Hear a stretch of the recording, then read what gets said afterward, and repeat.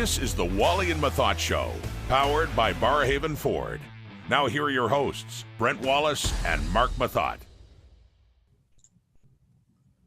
Hello, everybody. Welcome to the show. I'm Brent Wallace. He's former NHL defenseman Mark Methot, who, by the way, voted Dad of the Year by his oldest child, Eric Carlson. Yeah, I don't remember anything like that, but that sounds great. By the way, Father's Day just passed yesterday. How did you spend your day? We didn't do very much. We were in Montreal the night before just to get out of town for a little while, and it was okay. It was kind of a boring, long day. I mean, we enjoyed each other's company, of course, but not a whole lot to do given the circumstances. But we drove back yesterday morning and spent the day with the kids and just kind of hung out outside, just normal stuff.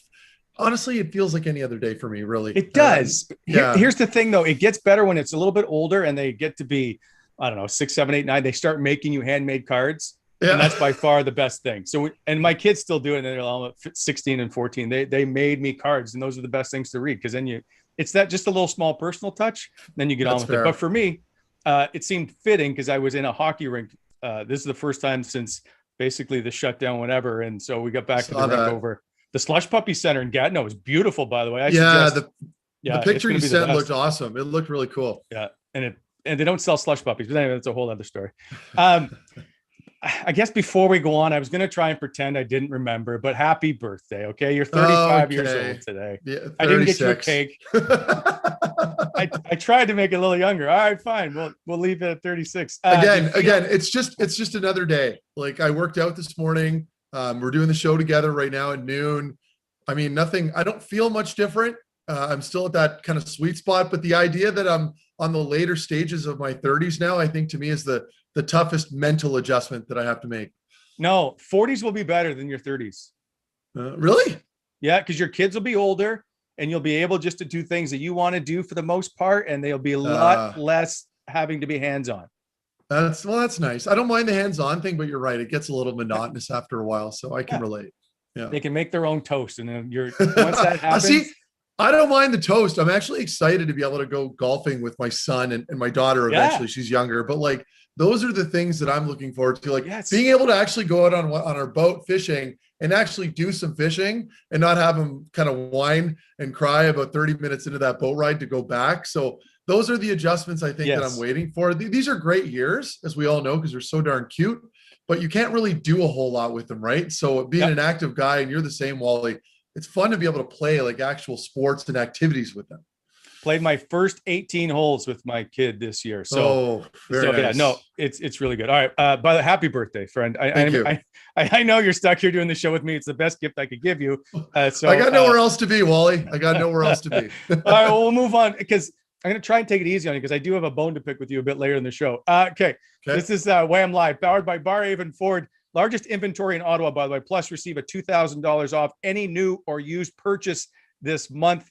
Barrhaven Ford. Stop in and see them. 555 Dealership Drive in Barrhaven. Okay, lots to discuss on the show. Craig is monitoring the chat. He's going to bring up some questions later on. Feel free to ask him all kinds of stuff. He's going to pick them out, and he's going to come up with the best ones of the show. But, Meth, all right, let's just get to it right now. And that is, first up is the great golf debacle on Friday. Okay.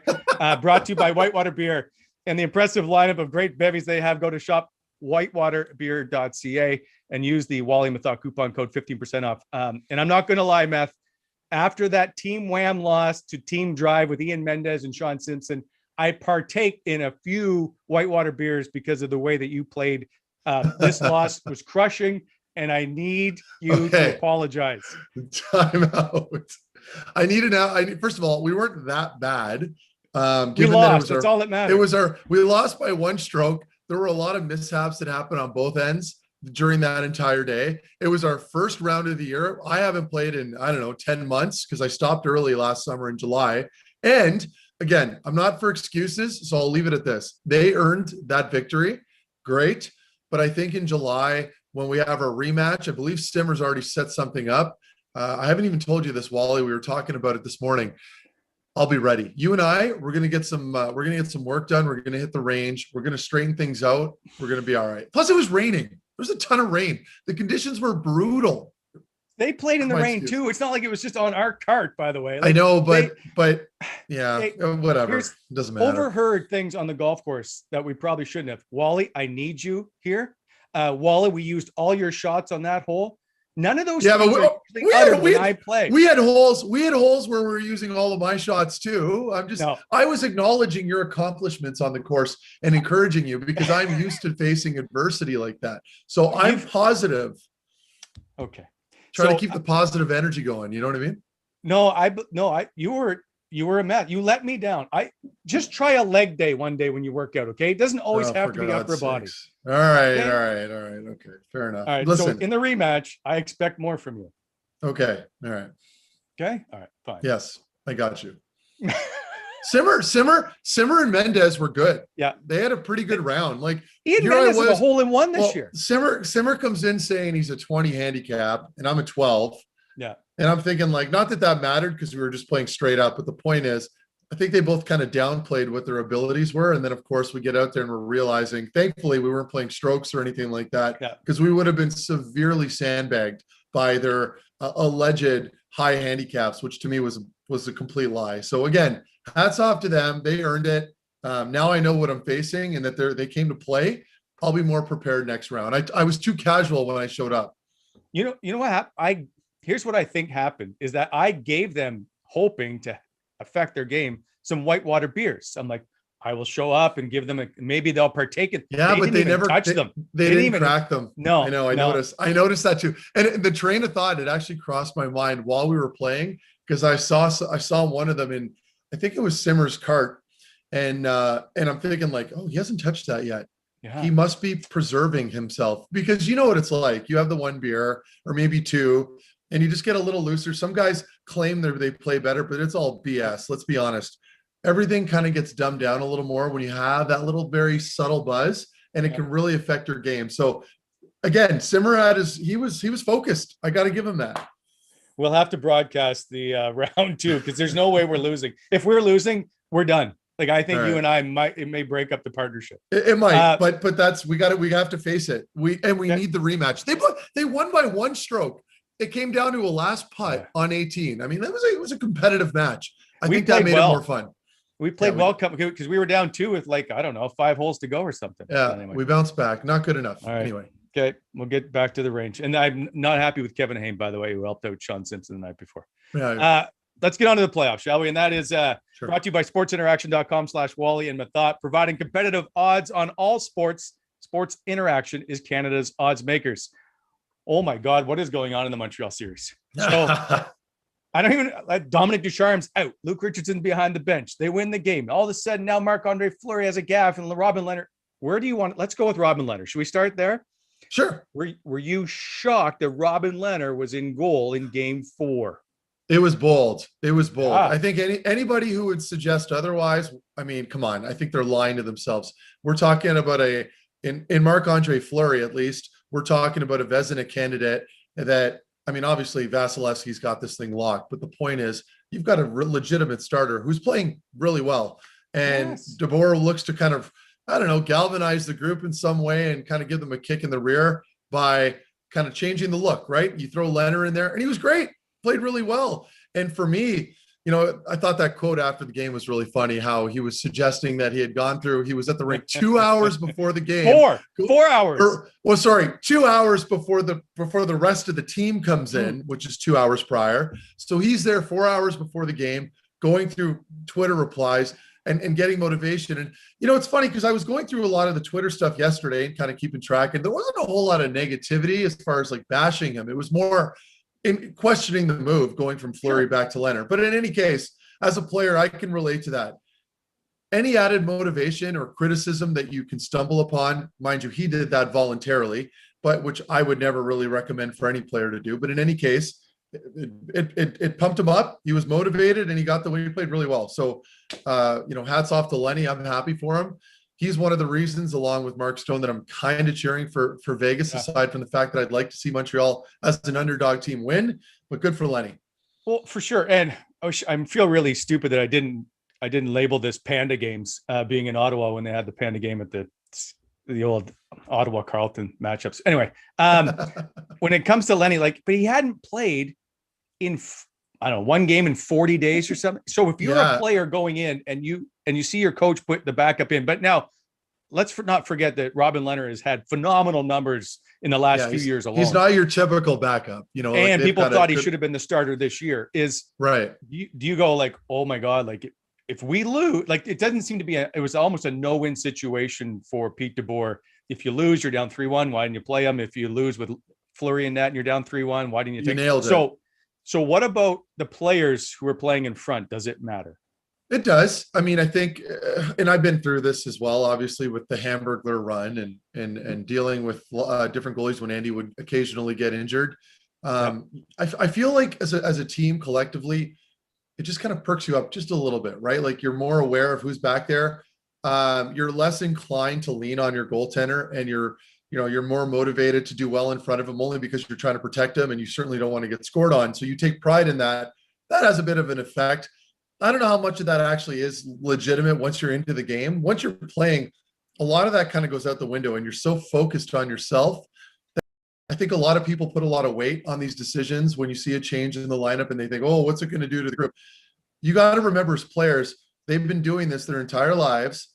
And once you get into that game mode and you're like hyper focused on your task, you're not really worried about all the theatrics that are going on around you. And that applies for Dominic Ducharme, right? Is anybody surprised? Or I guess some people are surprised that the group is doing well. Of course, Luke Richardson is more than capable. He's a terrific coach. But I mean, again, at the end of the day, once you're out there on the ice, you're not worried about who's on the bench. You're not necessarily thinking about who's between the pipes behind you. You're just focused on yourself. So yes, maybe going into it preparation-wise, it might affect you a bit. You're thinking about it a little prior. But at the end of the day, you've got one job to do and you stick to it on the ice, and that's all you're thinking about. Do we need to address the officiating? I mean, it's okay. Hold on. Let me put it to you this way. Wait, if you're on the ice in last night's game, do you have any idea of what you can do and get away with? I mean, I felt like I was always kind of teetering back and forth with that toward the end of my career.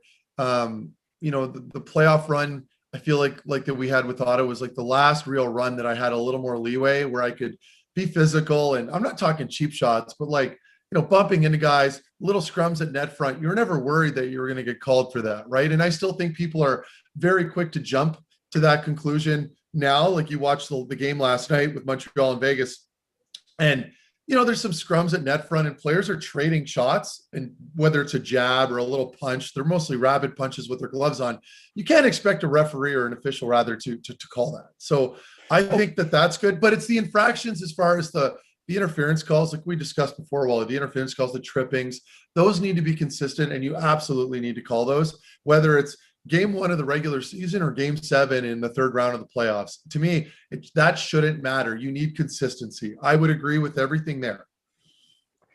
So there's a couple different things here. One is you're driving guys into the boards from behind on one play, and the next play they're doing the same, but it gets called. Like that's what I don't understand is if you're right there watching it. So how do you play this game? Do you just continue to go out and see what happens, or you just keep playing it? And of course, it's awful. And everyone knows the secret's out. Like the officiating has certainly been in question. So I think we all know now that the league is either they're somewhat trying to address it right now. I don't know how you do that. You hold little conference calls or meetings, perhaps. You change the officials.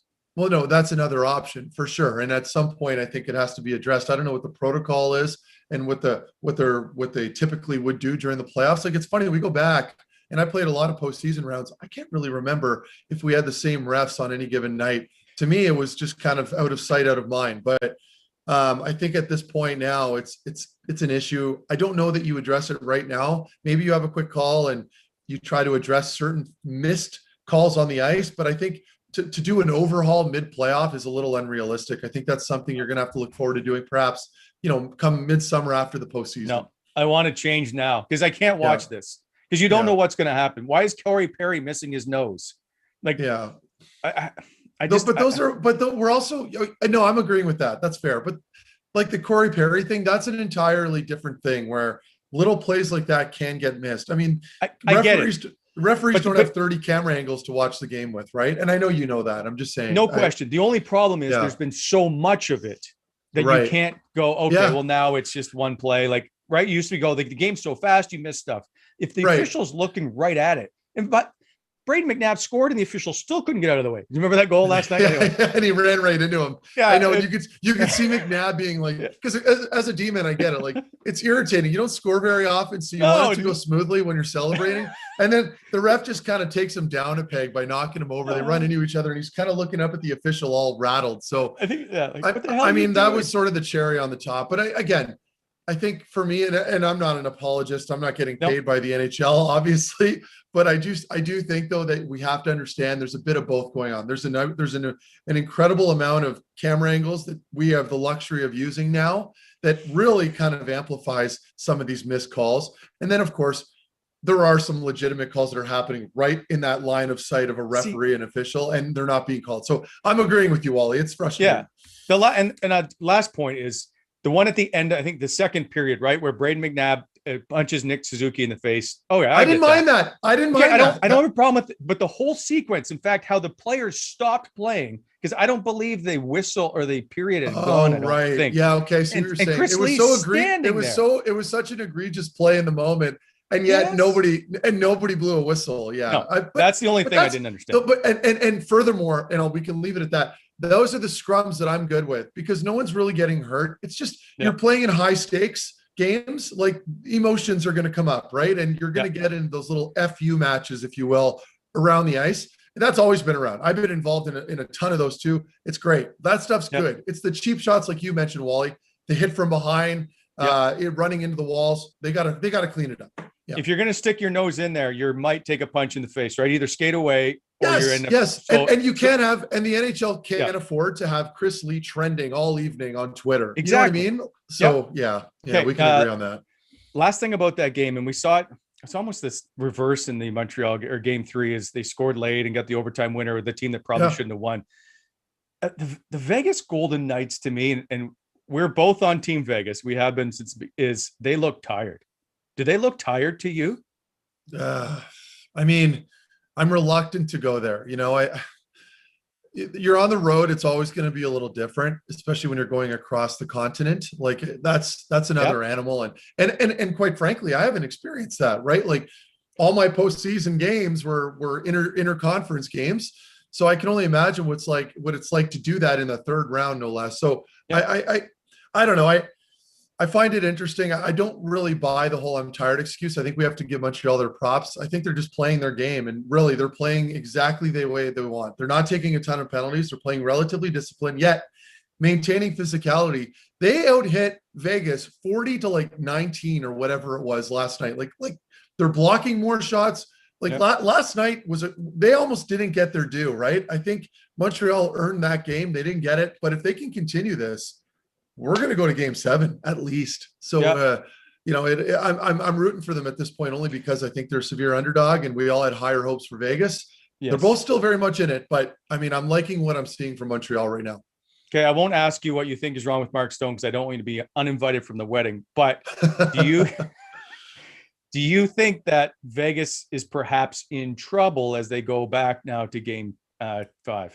No. So, I'm glad you asked that. And you mentioned Mark Stone. I mean, let's be honest. Look at the guys that are shutting him down. We're talking about some heavy hitters here. Sure. Not necessarily just up front that are kind of pest, is guys like Danault that are running that line. You got Gallagher out there as well.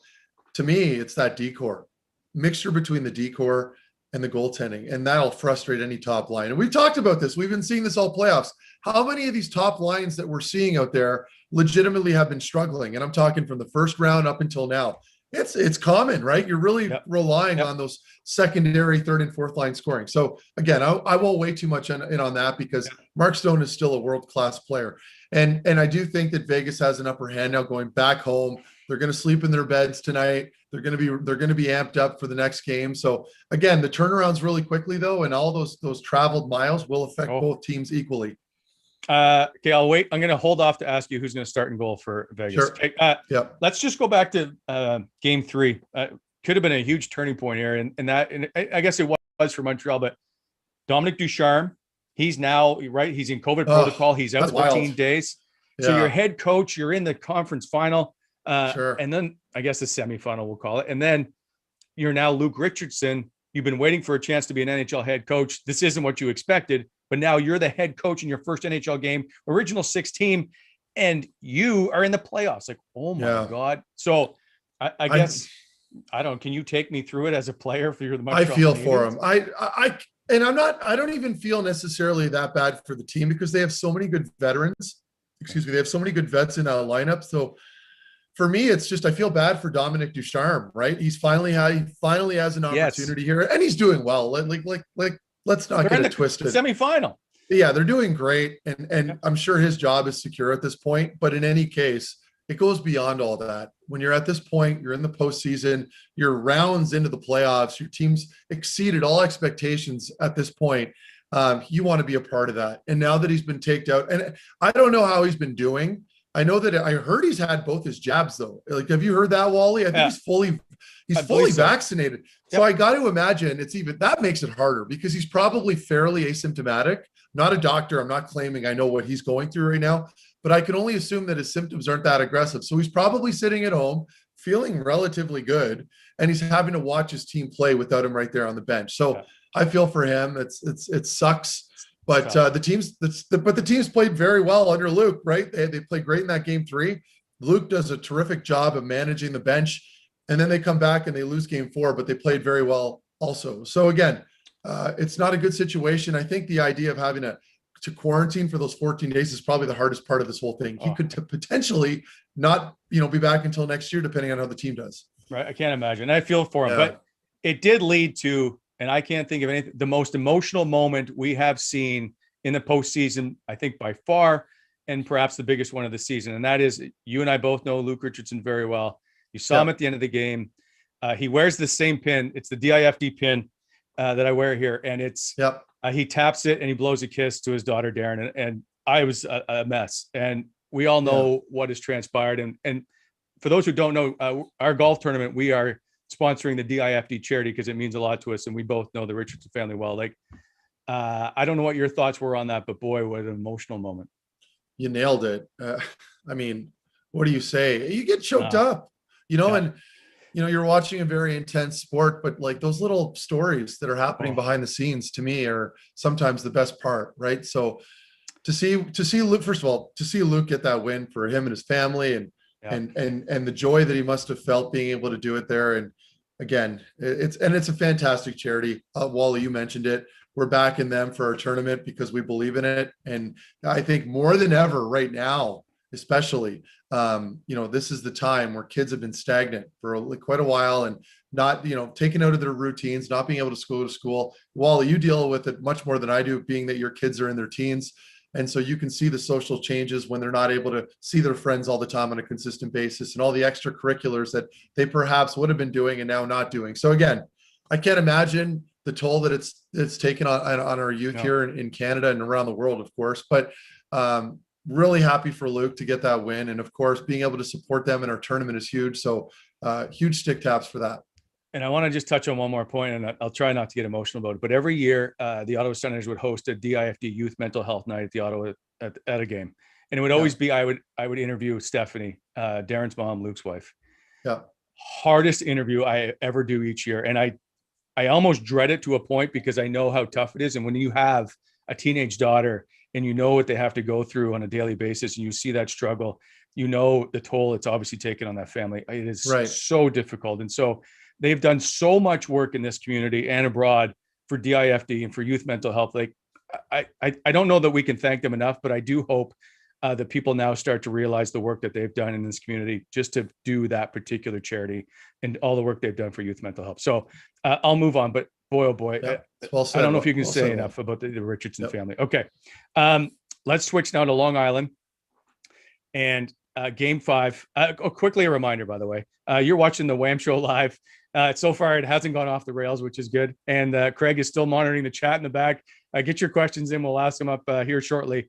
Best questions will get basically to meth because I don't get any questions asked to me. Oh, that makes me so happy, Walt. You know that? I think Craig just makes one up and writes it down. Anyway, Huge game 5 tonight in Tampa, but there wouldn't Sure. be a game. Well, there wouldn't be this kind of game 5 tied at 2 if not for Ryan Pulock. Okay, so I don't know what's better, that save or Ryan McDonough's move trying to win that game, and the fact that they came back and should have not even been close when it was 3-0. It was wild, right? Like a defenseman doing a spinorama backhand, and it was a wide open cage. Like it was bang on. And to make that move in a game under pressure, like that's really impressive. And then of course Pollock being there, that like fourth line of defense on the goal line and stopping it. I mean, but that's playoff hockey, right? And the best part is every other night or whatever it is, there's always a new hero. You know, there's always someone that you wouldn't expect to step up. And that's what it takes, really. I mean, that's what it takes to make it. You can't rely on your top guys to be producing every night. You can't rely on your goaltender to save you every game. You need those other players to step up. And he did just that. And so again, it was a great game to watch. I'm pumped for tonight because look, we're being treated here to 2 legitimate series that are tight. They're all tied up and they're competitive games and they're great games. Like that Coliseum was rocking. Yeah. So, for me, they're going back to Tampa now. And really, I do think how Barry Trotz coaches, right? Very defensive, likes his matchups. He won't get his matchups in Tampa. So for me, if you're a betting person, I know we're going to talk about that later, but if I'm having to pick a winner here, I just think picking a winner. Stop. No, zip. Okay. I'm going to stop there. Other than I'm excited for this game tonight. An interesting stat that I won't talk about later. Tampa's 11-0 following a loss over the last 2 seasons. So, and I'm not a numbers guy. I don't like to pull numbers. Anybody can do that off the internet. But to me, that one really stood out. So they're 11-0 following a loss over 2 years. So for me, I mean, they've got an advantage here, and it's the disadvantage to the Islanders. They don't get their last change, which of course Barry Trotz is a master of doing. So it'll be an interesting matchup. I do think though, you can't write off Long Island. So again, it's up in the air. I won't touch on it now. I don't want to get yelled at by you, Wally. We can see Erik Karlsson making that move that Ryan McDonough made, but would a 36-year-old Mark Mathot think of ever making that move? Probably not. No, probably not. It's just not in my wheelhouse. I can do it, but I'm capable of doing the move. But for me to actually willfully do it and mentally prepare myself for that in that moment under pressure, I mean, obviously not. So again, not something that you would see Meth pull off on the ice. The only thing that bugs me with that whole play, and it's a phenomenal, like the whole entire sequence is amazing, is what is Varlamov doing? Like, why are you out there with seconds to go? Where are you going? Well, they're scrambling and there's a lot of traffic, and that's just the way the game's I think he's skating sometimes. to the bench. Yeah, well, goalies aren't always there, Wally, as we all know. They can get a little screwy, and I try not. And as a teammate, you don't want to question them, right? Because it'll just mess with their mojo. So you just got to take it. But their goaltending's been pretty consistent. Otherwise, hard to point the finger. All right, well then let's do this. Let's now. We've totally blown this entire show. You went 2 for 2 in your last picks. Both 3-2 wins. I was bang on, man. And you know what? If people want to pick winners, they got to follow me because I know what I'm talking about.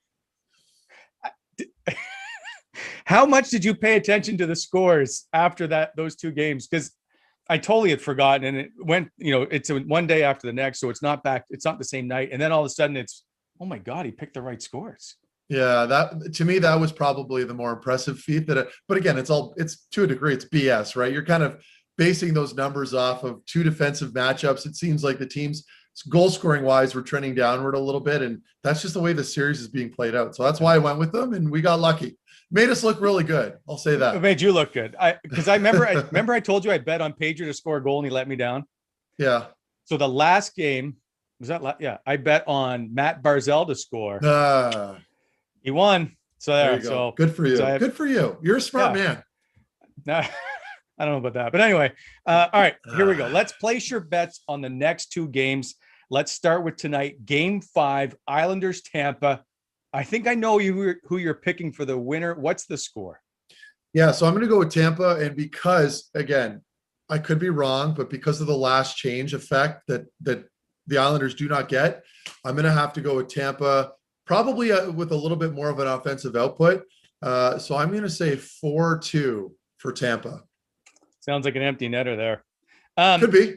All right, huge Game 5, Montreal. So that's Montreal in Vegas. What's the score? I'm going to go, we're going back to Vegas. So naturally, I'm going to have to go with Vegas. I am, full disclosure, cheering for Montreal. We talked about it earlier, Wally. I can't help but cheer for them. But I got Vegas winning this game, and I'm going to have to keep it fairly similar to Tampa, and I'm going to go 4-3 for Vegas.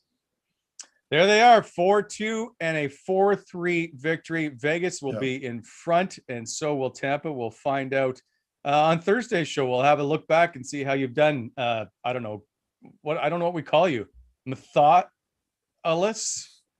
Yeah, I'm thinking like a Nostradamus play on words with meth or something, or meth on Nas, or I don't know. I can't. Craig is now scrambling in the back to come up with some graphic. Nostradamus on meth. Anyway, that was. What about what else were we going to discuss here, Wally? Was the golf? Yeah, hang on a second. I got work to do. Those are Matt's bets. Now place yours. sportsinteraction.com/Wally Methot. Odds subject to change. Sportsinteraction.com is Canada's odds maker. Quickly, Barrhaven Ford has recently announced its all-star lineup of custom builds. It's Barrhaven Ford's Customs. Barrhaven Ford has brought Roush-inspired custom F-150s, Rangers, and Mustangs to the nation's capital. And this Thursday from 4 to 7 p.m., stop by and see the full lineup of BFC vehicles on display outdoors. Remember, you can customize them any way you want. Plus, here it is. Meth and I are going to be there 4 p.m. Because Meth has a 5:30 dinner p.m. that we all know about. Come by, see us. First 10 people in to come over and see us. We'll offer up free Wally Methot hats. All right? So there. I will see you on Thursday, Meth. Now on to I was thinking of this the other day. You seem to be a pretty good athlete. When I watched you play golf, I'm like, man, I wonder if he's ever struggled. So in the Faces Time to Get Personal, which is brought to you by Faces Magazine, did you see the cover, by the way, of world champion Nick Paul?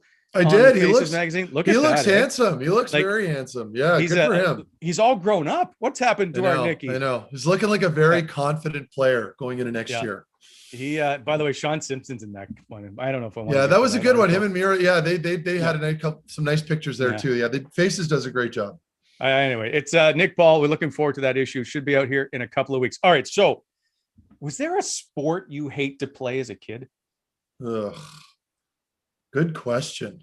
I was very athletic, and like, especially obviously in my youth, like in school, I was pretty good at everything, like as far as, recreational games outside. But I'm trying to think of one sport that really just bugged me. And I hated, like, I'm a certified lifeguard, but I hated swimming. I always had a hard time with the swimming. So doing the testing that we had to do when I got my bronze medallion, bronze cross, and NLS, that was a battle. I wasn't a huge fan of that, but that's not a sport. So I'm kind of dodging the question. But other than that, no, I mean, like everything that I've picked up everything pretty quickly. I mean, even snowboarding, really? I think that the first day we got out on the hills, I was like 10, picked it up right away. I'll let you answer that one. Maybe I can build off of it. I can't think of anything off the top of my head. I hated soccer. And one of the reasons I did is because I'll always remember this. So at Kmart or Woolco, one of those old department stores that doesn't exist, my mom bought soccer shoes. And I'm going to think, this is probably 1980-ish. They were like $5, but they were made of like basically plastic, and they were Lotto shoes. Yeah. And so I go to my first practice, and my top of my big toe, and I take my sock off, is missing. Like it is completely blistered and just gone and raw. And I'm like, this soccer thing is not for me. Did you play organized? Like, did you grow up playing it all like on a team, like a legitimate team? That was team? it. Yeah. That 1 year. Yeah. I was done. I played for the Royals, the Ottawa Royals. So I played did Div 1 when I was a kid, and I liked it. But you know what's funny, and this is something for a lot of parents, I think as a kid, what I was missing in some of those sports is I never watched any of it on TV. Yeah. Like I never watched the pros play. So, you almost would kind of hit a ceiling, right? Like, so I'd go out there and play soccer, and I would rely heavily on my athletic ability, which is what got me through it. But like the fundamentals of the game, right? Like when you're playing midfield, where you're supposed to pass, those are the things that I missed out on a little bit. But again, you can only follow so many games as a kid, right? Like you're watching baseball, soccer, hockey. It's a lot when you're 7 years old and want to play Nintendo 64 with your brother more often than not. So again, I other than that though, I can't really think of anything off the top of my head that I despised. Is there one sport you wish you played more? Or golf. had the chance to? Golf. I wish I played, like I picked it up when I was 28, right? I never played as a kid. But had I played more as a younger, a young boy, or maybe even in my teens, I think I would have been more natural for me, like to this point. And again, it's something you don't think about, right? When you're a kid, and then all of a sudden you're older, and that's where Alfredson came in when he told me one day, and that's why I play golf now. Alfie sat me down at training camp, and he's like, "Meth, you need to learn how to play golf, because as you get older, it's like pretty much the only way you can socialize with your friends in the summertime. Like you're not always going to go to the bars or whatever. Once you have a family, it's easier to go to the golf course during the day, right? So that's how I picked it up. And I wish I played more as a kid. So anyway. I'm guessing Alfie's never invited you, though, to golf. No, he has. I played with him and Eric a couple times at the Royal. They're very competitive, particularly Alfie. He's an animal out there. He's very serious, doesn't like to mess around very much. He's just like focused on his game. Will he talk? Oh yeah. Like it's not like he's not silent. I mean, he's not giving you the silent treatment. He's still personable, but you know what I mean. Alfie has a switch, and when that thing goes on, he's like dialed. Is there money? No. Like, would you play him for money? Because Alfie's a scratch golfer, so naturally that would be a bad idea for me to do it. Yeah. But I'm assuming though Eric and Alfie would go at it. Yeah, but Eric's not that great of a golfer either. I mean, he's kind of like me. You know what I mean? Like he's probably shooting around a 12, and the odd really good round, he might break 80. But like for the most part, I think we both hover between 80 and 85. Okay. I can always remember on trips out west, the clubs get packed into the plane, players are going, and I always see Eric and Dion would always be carrying clubs. And they're always like comparing their new Ping or Scotty Cameron or whatever. Like, can either one of them can Dion play? Those are two players with too much money. That's the problem. So they're always getting new clubs. I'm still using the same set from 5, 6, 7 years ago. But in any case, they're both good. Like Dion's a pretty good player. He's consistent. He's always, and he plays a lot. Like I'll get messages from him every so often. It's a screenshot of his place in California on the course, and here I am, and there was still snow on the ground. So he likes to rub it in, but both of them are pretty competitive, and they always would eat together too. They are always on the same wavelengths, if you will. Can you outdrive them? Like I watched you struggle your way around an 18 hole, but you can hit a ball, you can crush a ball. Can they they beat you? No. I can outdrive them easily. Yeah. Okay. Yeah. My long drives are a little over 300 yards. Like if I'm connecting properly, and I've only really started hitting my driver last summer. So for about 5 years, Wally, I just wouldn't even put it in the bag. I'd leave it at home. I'd go to the course with just irons and a putter. And that way it's like, I'll hit my 4-iron about 250, and that would get me through the course. But now that I'm hitting the driver, boy, it's made it more fun. Yeah, it is. It's impressive to watch. I will give you that. Okay. You brought up golf earlier. Did you watch the US Open? I did. Well, I watched the final day yesterday, especially the day before we were in Montreal. So I didn't get a chance to sit down, but like for me, I know Mackenzie Hughes was the talk of the town, particularly up here in Canada, but John Rahm in those last 2 holes on 17 and 18 and those putts. And you can't help but cheer for the guy. He was not disqualified, I guess, but he had to walk off at the Memorial due to the COVID protocol. And he's up like 6 or 7 strokes, whatever it is. And I felt so bad for him. So to see him win, I was pumped. I was cheering for him. And again, he pulled through. And it was a good tournament. I know that took a little heat. Maybe it was the coverage or the way the course is played at Torrey Pines. But I mean, for me, I enjoyed it. And the leaderboard was pretty top heavy there on the last day. So, I mean, for me, it was a great tournament. Good finish. I don't know if people have to understand by now, if you're playing at the US Open, it's one of the hardest tournaments they ever set up, right? Like it's just miserable. So let's just watch it and play. We don't need to tweet about it. We don't need to complain. Just watch the best players in the world play golf. Right. Yeah. So but Wally, and it's funny you say that, like, and we get so wrapped up with Twitter. Like if you're on Twitter, you get wrapped up in it and you think that it speaks for everybody out there, but like it's a very small percentage of people that actually use Twitter and actually post consistently. So we can't put too much weight onto that. And that's the problem, right? Everyone's all up in arms and this tournament sucks. but like there's just a small vocal minority of people that are actually complaining about it. So I did appreciate Louis Oosthuizen's tweet after just congratulating Rom because of always coming in second again. But it led me to something, and I would like you to spell Oosthuizen. O yeah. STHIENZEN,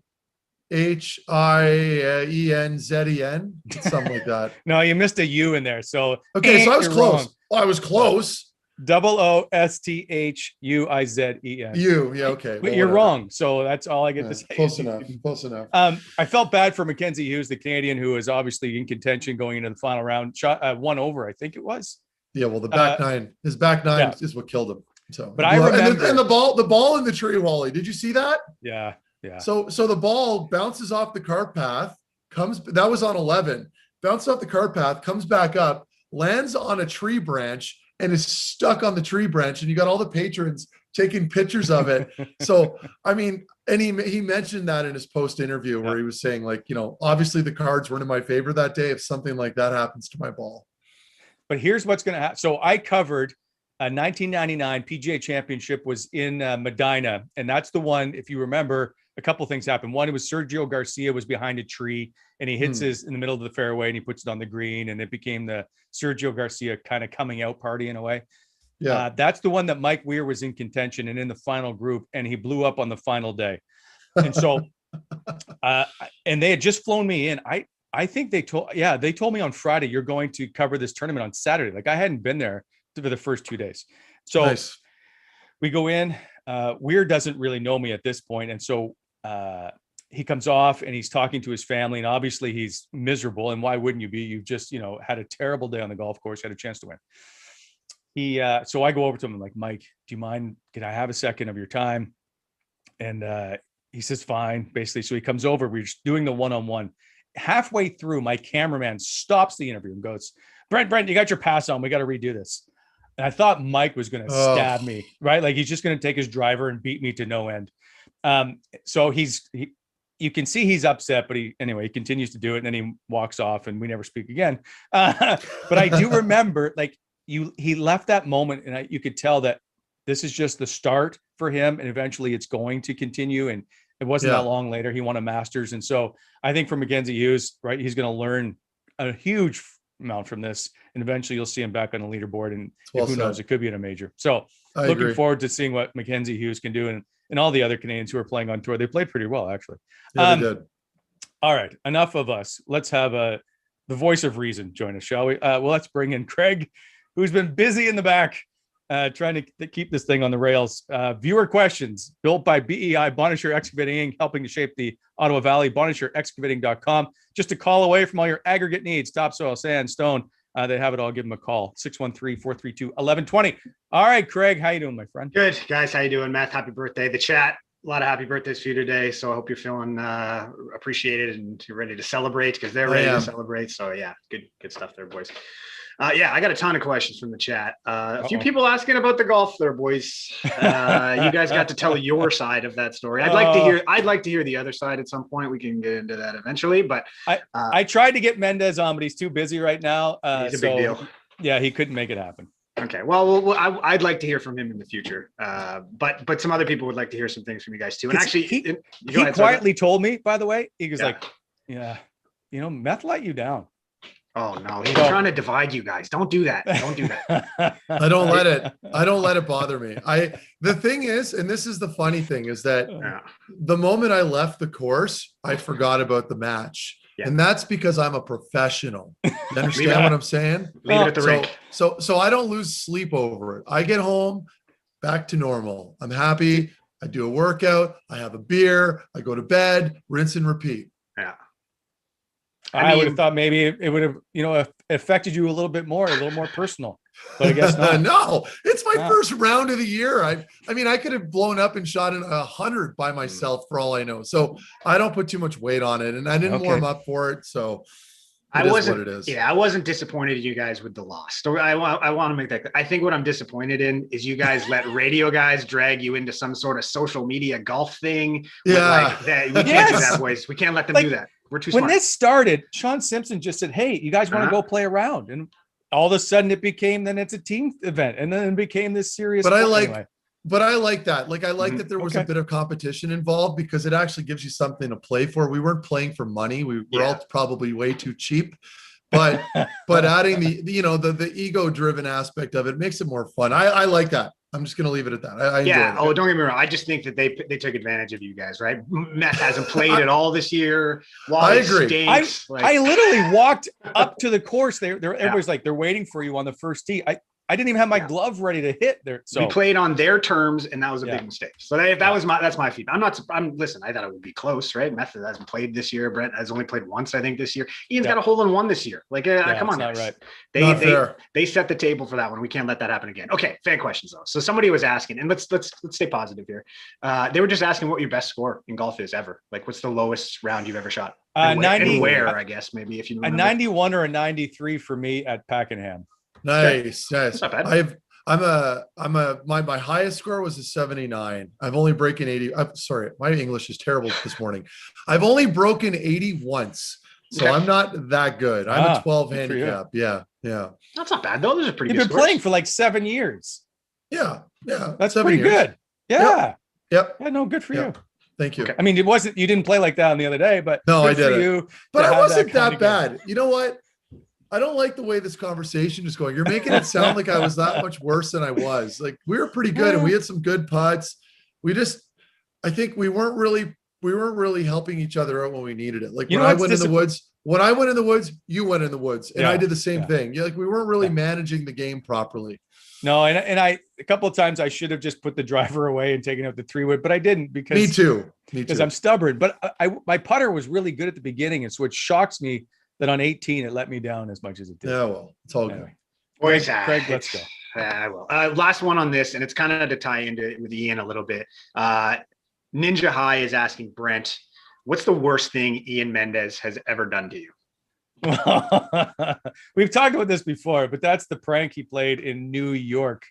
Was it even? I think it was the Islander series we were covering. So, covering the playoffs, it's a late game. It starts at 8. You get back to your hotel room. It's probably midnight. If you have a snack or whatever, or you're at the bar for a beer, you're in your room. It's 1, 2 in the morning, and then you got to get up at 6. I think we were leaving really early. Doesn't matter. I think it was 5 in the morning. I get a knock on my door. Boom, boom, boom. I'm like, that can't be my door. And another knock, and I hear room service. So I go to the room, and she's holding on a tray, swear to God, one singular glass of milk. And she's like, room service? I'm like, I didn't order any room service. She's like, 616? And I'm like, yeah, it's my room. I did not order this. And so I close the door and go. But anyway, Mendez had filled out one of those breakfast cards on the door handle and left it for me for like a 5 a.m. wake up call. Yeah, I've had that done to me too. It sucks. So is that guy's real name, or was that Ian Mendez just making up some fake account and sending the question? No, that wasn't he. Ian's busy today, I think, right? We still talk about that to this day, of that prank he pulled. Yeah, that's a good one. Yeah, that's a pretty tried and true hotel prank there, ordering stuff for people's room. Okay. All right, how about this one? Let's go with a Sens question. We didn't talk a lot of Sens today. I don't know if you guys noticed that. So I want to do a little bit of that. Eric Dubois is asking Mark Mathot, what he thinks of maybe Kadri on the Sens, having played with him. Like, he's a guy you've played against. Like, you played against that guy. Do you think that guy's style, like, is that the kind of center that they're talking about? Like a more two-way, rugged, offensive guy too as well? Yeah, that's a good question.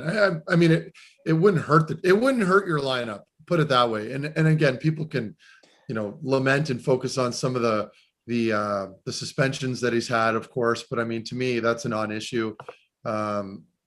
He helps. He brings a little bit of sandpaper. But when I think of Kadri, I don't think of a tough guy who's a scary player to play against. I mean, because he's had a couple suspensions, it doesn't make him an imposing player. But yeah, sure. Maybe today, the way he plays, there aren't a whole lot of tough guys out there on the ice, so that he has that element. He can score. He can play the game and log a lot of minutes. So there's an argument to be made there, and it certainly depends on what the Senators are willing to pull in as far as salary goes. But maybe on your second line, maybe. I'm still not sold on it though. I think you want more of. I think you need more goal scoring. We have a lot of sandpaper in Ottawa here in the Senators lineup right now with some of the guys that we have up front and on the back end. I think the focus is just going after the best available player that you can pull in. And that's what it comes down to. Two things. One is we have discussed this player on the team in the past, but I will say, and I'll take exception to Meth's comments of he won't hurt you. The fact that he's been suspended 3 times and the team has been eliminated while he's been suspended hurts you. So you don't know what you're going to get on the ice from him is he going to snap one time and be a 10-game suspension? That hurts your team. I don't know that he brings the right qualities you want into your lineup surrounding the young guys. And well, I wouldn't go after him. I'm not, but I'm saying it. I don't think his skill set would hurt you, but I wouldn't bring him in. If he's on the team, I'd be like, okay, he's on the team. But I think if you have the choice, he's not on my hockey team. Agreed. Hey, good. I like both of those answers. Okay. Something that came up in the chat a bunch today was music stuff. So we're going to start one with Meth real quick, and then we'll bounce back to both of you guys. Sure. This one comes from Randall Stevens. Mark, he's just asking if you have any, like, it's about rock and roll kind of t-shirts. You wear a lot on the show. He's specifically asking about Kiss shirts, but I kind of want to tweak it a little bit too and just ask, like, do you have a favorite? Like, what's your best one that you got, or one that's like a cool one that you do, like a nice, because you have a lot of like album shirts and stuff. Do you have a Kiss one for stuff? No, I don't. I have a Slayer shirt that I like to wear a lot. The problem is some of my, like, I have a Cannibal Corpse one. Yeah. And it's one of the most graphic things I've ever seen in my life. So I could never wear it on this, and I certainly can't wear it out in public. So I don't know why I own it, but it was a friend of mine who bought it for me like years ago, and I still have it upstairs. But yeah, I like band shirts. They're unique. And I know there's a couple stores in Ottawa that I've recently discovered that apparently sell them. So, and actually I forget the names. I haven't written upstairs, but I got to go out and check them. Once the restrictions loosen up a little more, I'm going to go down and buy some more. But yeah, right now my favorite one's probably my Slayer t-shirt. Okay. Here's a question I have for you since you brought that up is, do you remember the first album or disc or whatever it is that you got as a kid? Yeah. That's a good question. I mean, Jock Jams probably would have been up there at first, but I don't like talking about the ones that my parents bought me when I was like 10. So my first legitimate purchased tape was Green Day, Dookie, that album. And then from there, I bought all the Big Shiny Tunes albums, and I was into like Bush, Notorious B.I.G., Tupac, a lot of rock and rap, very heavy in both ends. Yeah. My very first album was given to me by my grade 5 birthday party by Ryan Jackman. It was Thriller by Michael Jackson. Thriller. It's a great album. Just a little album. Just a little album no one's ever heard of. So I've never forgotten it. And the best part was it had all the lyrics inside. Yeah. So I thought that was really cool. But yeah, that was the first album I was ever given. Well, I'm glad you jumped in there, Wally, because there's kind of a follow-up here. And this comes from Duquette71. Since we're always talking about bands and music that Mark's listening to, what do you listen to? Who's your favorite band? What are you listening to? What's a concert that you went to and you love? Like, what's Wally's musical taste? Give me the screenshot of it. Oh, I'm all over the place. I just like a good beat. So like I can go from the Doobie Brothers of the 70s to is it Aja now? AJA, I think, is the new, like the Red Button song that's out. Like I'm all over the map. But if Banners is really good lately. I'm probably more of a 70s guy. Just a little rock and roll stuff of the 70s. AC/DC is always a good one. But yeah, it depends on it. Could be Garth Brooks. Like I'm all but best concert. Yeah, best concert you've ever been to. Like, but this sets people off sometimes when I say this, is Nickelback at MSG. Like Nickelback put on an amazing show. It's at MSG. The acoustics are amazing. Like it's a great rock and roll product. So that was by far the best concert I've ever seen. Okay, that's a good one. All right, let's do a couple playoff ones, and then we'll wrap it up here. Jake Olive's asking, sorry, this isn't about playoffs, but he's asking about the DIFD interview. I wanted to touch on this one real quick because you mentioned, Wally, that how hard that was one. Yeah. I don't want to rebring that up again. Let's flip it. He wants to know, what do you remember is like the most fun? Like maybe it's one that caught you off guard, like a fun interview you did that kind of you weren't expecting, or something you look back on that was like, that was cool. So those ones are interesting because there's some that are 5 minutes long and some are 2 and some are a half hour. But the Jaromir Jagr one that I have the picture of on my desk it probably sticks out a lot to me because at the World Championships, guys never really talk that much, and they never used to do over the boards interviews. But Jagr's actually going out onto the ice for warm up and stops and we have this chat for about 3 minutes, and he's laughing. And to get a player laughing during an interview where they're just about to play a game when they're dialed in it's rare. It's probably, I don't know if it's ever happened again, but those ones are really good. Mark Borowiecki was always a fun interview to do during a game. Another one that sticks out is Daniel Alfredson returns to play in Ottawa for Detroit. I know we don't like to talk about this, but I'm covering the game. It's a TSN national game at the time. And for whatever reason, if you wanted to use a spotlight up in the stands or up in the rafters, it cost, I don't know if it was a ridiculous amount of money, like $2,000 to $5,000 to have a spotlight put on you. But we paid for it, I think, that night to have me stand on the center offside dot just outside the Red Wings bench. Like, you never stand on the ice ever. Anyway, Alfie and I are doing this interview on the ice just before the anthem start. That was one that will always stand out for me just because of the location, who it was, and the setting around it. Okay, that's a good answer. Matt, someone asked about your hair. Your hair looks good today. They're asking how it's getting done during all this stuff. Because like I cut my own hair. Brent, I don't know what Brent's doing with it. I think he's just growing it out now because he's got to at some point buzz this thing, right? Yeah, I will comment about that after. Go ahead, Matt. Yeah, Matt, do you want to clear up why your hair always looks so nice? I didn't think it looked that nice, but I worked out earlier. I still haven't showered, and I put a little product in my hair. So, my wife cuts my hair. I'm lucky that she's good at it. She's a hairstylist. That's what she did for a living prior to us getting married and having children. And then obviously she'd had to put that on the back burner for a little bit. But yeah, no, I'm fortunate because pandemic or not, I can get my hair cut at home. Yeah, that's beauty. Okay, Brent, do you want to talk about what's going on? Yeah, so as part of Chris Hoffley's CHIO Foundation, I don't know what, shave off, I promised I would, if they raised, I was at $180,000. If they raised it, I would shave my head. But I didn't remember that I have something I need to do on camera. It was supposed to have been done last Friday. It got pushed back. So it should be done this week. And I'm hoping that Thursday or Friday, I will shave the hair off. But you know what? It's not, well, you may not like it, but it's not atrocious. What's going on with your ears, man? That's the longest I've ever seen the side of it, like the hair on the side of your head. I know that part bugs me. I play with it all the time. I'd like to get, I want Ellie to come over and just cut it a bit, but I'm shaving it shortly. I promise. Because I've never, like, you get your hair cut on like clockwork, right? Like it's every 3 weeks. Yeah. And that's been that way for how long? 30 years. Yeah. So anyway, this is the longest I've ever seen. And I've never shaved it. Like I've never taken it down to the wood. So I don't know what's going to happen. Yeah. That's a roll of the dice right there. I think we talked so there's an app on Snapchat apparently that you can get where my kids showed me and they made me bald. And I just hope I'm going to wear a lot of Wally Method hats on the next few episodes. Yeah. I was going to say, at least you're not on camera with us for twice a week for foreseeable future. It's going to be fun to watch, but you might be shaved for the next show. Is that what you're telling me?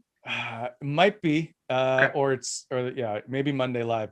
To do it Monday live would be fun too. Just unveil it. It'll be so distracting though. Try to do the rest of the show like that. Okay. What do you? You know what? I think we got time for one more, and then we'll wrap things up here. Here's a good one. I mentioned playoffs before, so let's actually ask a playoff question. Someone's asking that even if the Lightning lose, can Kucherov win the Conn Smythe this year? Like that happens sometimes, right? Where the losing team twice, I think. No, it can happen, but I don't think it will. Okay. I think it's Bernie Perron and the French goaltender, Jean-Sebastien Giguère. Yeah. Okay. It's rare. So I just wasn't sure if like sometimes it takes like a kind of a team effort by the team that wins, right? No standout player over there. Like, I'm just curious if you guys thought that might be a case this year. Someone was asking. So I can't imagine. So it's either Montreal or Toronto. No, it would have to be Carey Price would win it if Montreal were to get to the Cup final.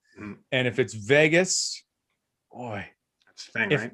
But I mean, they got some good players there. That's who's been their standout. Hard to say. You're gonna have to just look at the numbers. Sometimes no one's been better than Kucherov, though. No, I know that, but unless it's Pietrangelo. Yeah, I think it depends what he does too over the last round and a half here too. But anyways, good little question. Okay, boys, I think those are the fan questions. There's some good ones. Lots came in at the end there too, so I wasn't able to get to all of them, which is too bad. But we'll do this again, I'm sure. Well, they can ask him again next Monday because we're going to do it next Monday. Full show coming up later this week. Looking at Zach Smith to be joining us for that show as a guest, so that'll be good.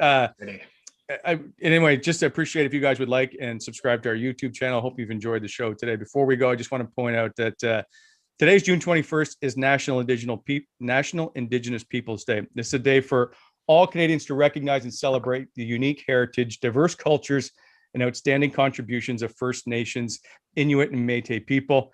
When we think of the recent events of the unearthing of mass graves of the residential schools and the horrors that must have taken place, we can and we must do better to educate ourselves and become an ally and just basic better human beings. Let's all do our part to help end racism, shall we?